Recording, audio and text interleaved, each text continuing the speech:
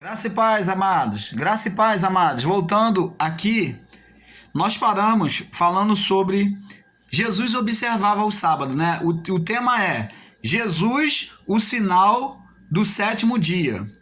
E nós paramos aqui dizendo que Jesus, ele observava o sábado, né? Então, em Lucas, capítulo 23, no verso 56, e diz assim: E voltando elas, prepararam especiarias e ungüentos, e no sábado repousaram conforme o mandamento. Então Jesus, ele observou o sábado, ele fez os repousos, tá bom? Ele observou tudo isso. No livro de Atos, Atos dos Apóstolos, no capítulo 18, Atos 18, no verso 4. Atos 18, 4. Vamos ler aqui. Atos 18, verso 4. Diz assim: E todos os sábados disputavam na sinagoga e convencia a judeus e a gregos. Isso aqui eram os apóstolos observando a lei, que eles seguiram o exemplo de Jesus, tá bom? Então eles também não deixaram de guardar o sábado, porque o sábado tinha uma representação, que era a restauração, a reparação de todas as coisas. Era a contemplação de Deus no seu novo governo. Então esse era o sinal era Cristo ressuscitando, entendeu? Então esse momento era um momento de contemplação, da reparação de Deus, tá bom? Para com a lei. Do novo governo de Cristo, né? Agora vamos falar aqui sobre o outro sinal, que haveria dois sinais. Haveria o sinal de Cristo, mas agora existe um outro sinal. E esse outro sinal é o que está neste mundo. É o que domina sobre este mundo. É o que impera sobre vidas. Que é o sinal dominador. O sinal da mentira. O sinal do pecado. O sinal do império das trevas. Que é o sinal de Satanás, que é o anticristo. Em Apocalipse,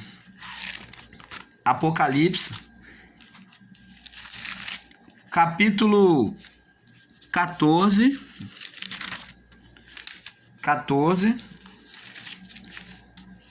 no verso 9 e 10. Vamos ver aqui. 14, no verso 9 e 10. E seguiu-se o terceiro anjo e dizia com grande voz: Se alguém adorar a besta e a sua imagem, e receber o sinal na sua testa ou na sua mão, também este beberá do vinho da ira de Deus que se deitou não misturado no cálice da ira, e será atormentado com fogo, enxofre, diante dos santos anjos e diante do Cordeiro. Então preste atenção aqui, essa teoria de inferno, então a pessoa vai ser atormentada com fogo, enxofre diante dos anjos e do Cordeiro. Então o Cordeiro de Deus está no inferno também, os anjos também? Olha, se você pegar isso aqui no sentido literal, você vai ver que os anjos estão no inferno.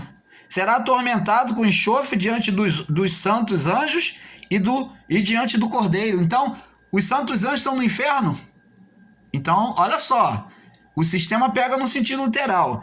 Então, aqui está falando do anticristo que iria adotar a sua imagem, né? A sua imagem. E iria botar um sinal na testa. Esse sinal na testa fala de consciência. Ou você dizer no coração ou na testa, fala de consciência, de submissão. Então, aqui diz aqui que essas pessoas iriam ter um sinal também na palma da sua mão. Um sinal na palma da sua mão, que seria o quê? A moeda do governo do anticristo, no período lá de Nero. Então, já no final do tempo, no fim dos tempos, houve o governo romano que dominava e imperava sobre a vida das pessoas, fazendo elas se sujeitarem, elas concordarem, elas beberem, né, da mistura que eles faziam. Quer dizer, a mistura de quê? Mistura de conceitos errados, mistura de palavras erradas que não provinha de Deus, e a pessoa então iria beber da ira de Deus, aquela que desobedecesse. Por que isso? Então aí Deus está sendo maligno? Não, porque estava vivendo o período da lei, olho por olho, dente por dente. Para essas pessoas haveria condenação se ela se sujeitasse ao anticristo. E vamos lá, e diz aqui, Apocalipse 13:16, diz aqui, 13:16, diz assim: e fez que todos pequenos, grandes, ricos e pobres, livres e servos, sejam todo posto um sinal na mão direita e nas suas testas. Então, é a mesma explicação que foi dada. Isso é o domínio do Império Romano de homens, que é chamado de anticristo porque é contra Cristo, se levanta contra a igreja de Deus, contra o povo de Deus, para poder esmagar, para poder destruir, para poder expoliar o povo. E ele criou um sistema de moeda encunhada com a imagem dele. Então a pessoa, para comprar, ela tinha que se sujeitar, ela tinha que ter aquela moeda na sua mão. Demonstra sujeição. Então a moeda encunhada na mão da pessoa significava sujeição, tanto na mão como na testa. A consciência dessas pessoas, elas faziam elas se dobrar e reverenciar esses homens. Então a marca na testa fala de uma consciência submissa, entendeu? Uma consciência submissa. E quantos no sistema religioso estão aí se dobrando diante do anticristo? Estão com a consciência submissa a homens maus, a ensinos enganosos. Eles são os ditadores da vida de muitas pessoas.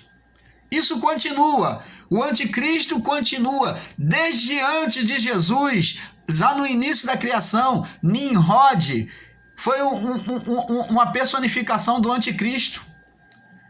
Ele queria dominar os povos, queria ser igual a Deus. Isso é ser o anticristo. Só que nós chamamos anticristo a partir da vida de Cristo. É chamado de anticristo. Mas, na verdade, todos eles agiram de forma anticristo. Nimrod, Nabucodonosor, o rei Irão, que foi tomado pelo sistema religioso lá de Ezequiel 28 e Isaías 14, foi tomado como o anjo caído, o Lúcifer, e era o rei Irão. Então, esses homens que queriam ser igual a Deus foram anticristo. Então, amados, Nabucodonosor e muitos rei Herodes foi uma espécie de anticristo que quis matar o próprio Jesus, porque ele não queria que ninguém fosse rei senão ele. Lutaram contra o governo de Deus. Isso é ser anticristo, porque o sistema religioso fica ensinando aí, dizendo, olha, porque o lá dos Estados Unidos é anticristo, o lá da Rússia, o Hitler é anticristo.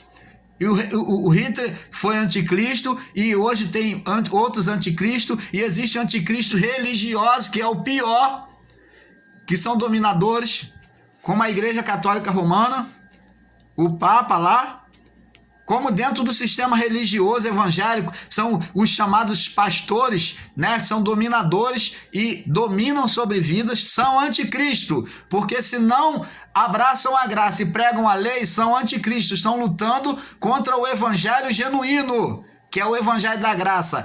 Quem repudia, quem rejeita o evangelho da graça é inimigo de Cristo, é inimigo de Deus, então é um anticristo. É um anticristo. E vamos aqui no livro de Deuteronômio, para nós terminarmos aqui, Deuteronômio, no capítulo Deuteronômio, capítulo 6, Deuteronômio 6, no verso 2 até o 6, Deuteronômio 6, do verso 2 até o 6, diz assim: para que temam ao Senhor teu Deus e guarde todos os seus estatutos e mandamentos, que hoje te ordeno, tu, teu filho, o filho do teu filho, todos os dias da tua vida, e os teus dias sejam prolongados. Ouve, pois, ó Israel, e atenta, se os guardarem para que te suceda, para que bem te suceda, e muito te multipliques, como se disse o Senhor teu Deus, de teus pais, na terra que mana leite e mel. Ouve, Israel, o Senhor, nosso Deus, que é o único Senhor. Amarás o Senhor teu Deus de todo o teu coração e de toda a tua alma e de todas as tuas forças. E as tuas palavras, essas palavras que hoje te ordeno estarão no teu coração. Tá vendo? Ó, tá encravada no coração, tá gravada no coração. E ensinarás os teus filhos, e delas falarás sentado em tua casa, andando pelo caminho e deitando-te e levantando-te. Também te atarás por sinal na palma da tua mão. Você está vendo aí o sinal de Deus? O sinal de Deus ia estar na palma da mão. Quer dizer, guardando a palavra de Deus. Você vê que Deus também põe o sinal. Deus também punha esse sinal sobre aquele povo, na palma da mão.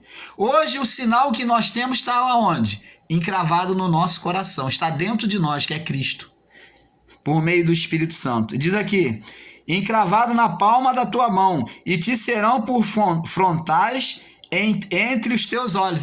O que está entre os olhos? A testa. Você está vendo o mesmo sinal do anticristo e o mesmo sinal de Cristo sendo colocado no homem? Um é espiritual, o outro é físico e psicológico. Um seria a moeda de domínio e o quê? A dominação na mente. Você vê que o anticristo também coloca na mente. Como Deus, ele trabalha a mente também ele trabalha de igual forma, o anticristo. Ele vive bombardeando a sua mente com mentiras. E na palma da mão? Na palma da mão nós temos o quê? A fidelidade da palavra de Deus. O anticristo tinha a moeda de dominação, de poder.